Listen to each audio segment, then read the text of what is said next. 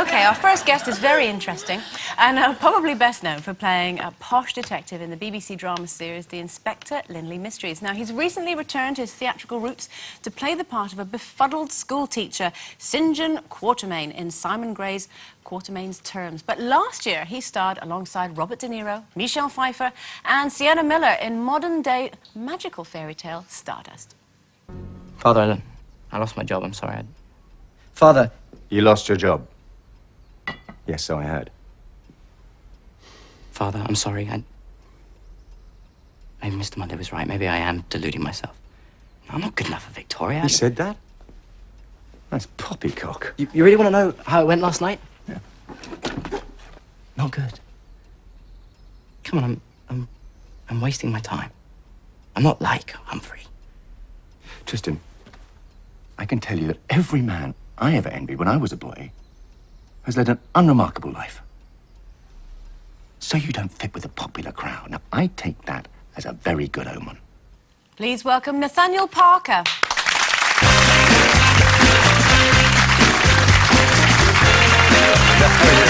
Very good. Hello, everybody.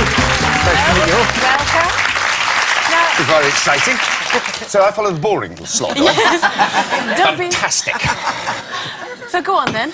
Yes. Are you boring, would you say? I have actually fallen asleep on stage. Have you? In my time, yes. We were doing a very boring production of Midsummer Night's Dream. And all the lovers, at one point, in Midsummer Night's Dream, they fall asleep. And they get woken by the Duke and the hounds and the baying. And I fell asleep every single night. But luckily, I fell asleep right next to the speaker. So as soon as, before they came on, in my ear, so, and I wake up sweating and red. And, OK, I'm here again. What's my line? From yonder window. No, wrong play, no, wrong play. So what would you do if you're confronted with a boring person, though? Stop it! No, I'm sorry. I'm sorry. What was that? They were boring. But would I tell them? I don't... No, I wouldn't. No, I have to say, I think that there's an enormous amount to be learnt from every single person. I know that sounds like a big please-all, but you know what I mean? You can actually find little nuggets from everybody. I had no idea. I had no idea that a nugget could do that, or I had no idea that a radiator could be... That's fascinating. And if you're prepared to listen to just 1 minute, you'll find something, and then you can go, OK, I've learnt that. So, but it's and not then you the can 1 minute tolerate that's the rest the of it. problem. It's the No, I know, I'm trying to avoid the question, really.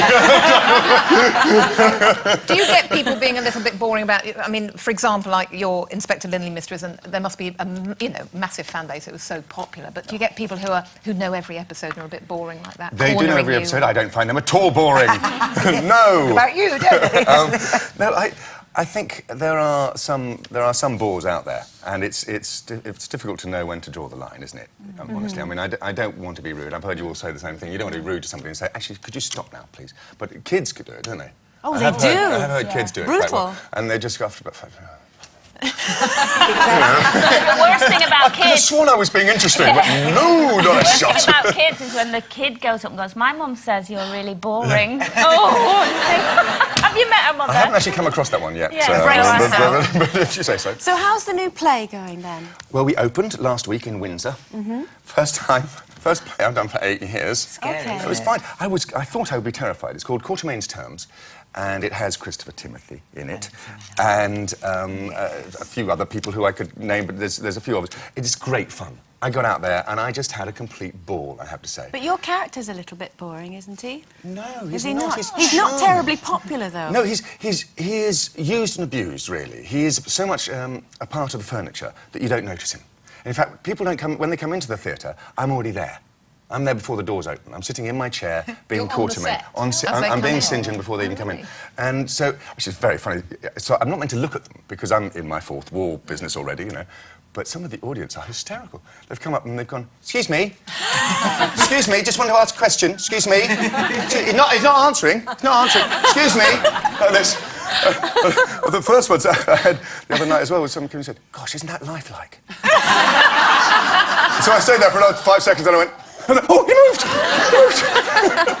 moved! So, but I'm finding it really enchanting because the writer, Simon Gray, has crafted the most beautiful play. It is very funny in bits, but a thread, a backbone of tragedy goes through it. And I was very nervous about doing theatre again. I didn't really want to be honest. I had no intention of it. And then I read the script, and after page 2, I just went, I've got to do it. And that's despite, I mean, you've got such a massive back catalogue, you know, of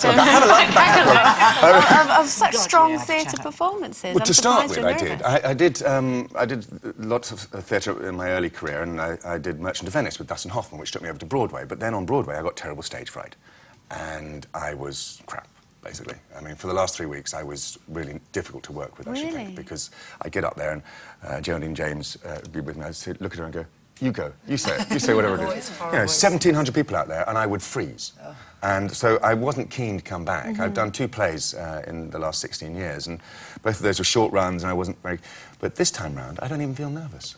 And how different... I'm just enjoying it. I mean, obviously, it's an instant kind of rapport that you get with the audience compared to working in films. But would you say that you've become more used to sort of working with camera rather than audience? So much so. So much so. But what's nice about comedy is that you get an instant response. You know, I think comedy is... comedy is, on telly, it's down to an editor, really. A lot of it. You know, sort of timing. so you've really got to rely on the editor for that. But for serious drama stuff, telly's so useful because you just have to think it. And tell us about films. I like to live vicariously. Tell us about Michelle Pfeiffer and movies. I didn't meet Michelle Pfeiffer on that film. I didn't even meet Robert De Niro on that film. Actually, I've met him before, but he speaks very well of you, though. He's fantastic. No, I mean, on that film, it was such a big, diverse thing, and there was, I think, 7 units being done at one point. Right. So you were lucky if you saw anybody else at all. I worked with Charlie Cox a lot, and I thought he was fantastage. Yeah, it's a lovely film. Yes, it is a good film, isn't it? It is a good film. But there's some of the similarities or the differences are taken me by surprise going back on stage, because I'm used to people looking after me. You know, everybody comes up with makeup, hair, costume. I went on the second half of the play on Friday night with exactly the same costume I had on the first half, which is completely wrong. Oh, and nobody completely noticed? Wrong, and nobody noticed, because I'm used to someone doing everything. And so I went on about 5 lines into it, and oh, God. So quickly, I had a quick change in between 2 scenes, and I put on this other pair of trousers. OK, I'll just change my trousers. I'll just my trousers. Well, no, my flies were wide open for the whole... Do you know, it's always good to give a little bit extra with your performances. It's Nathaniel Parker, everyone.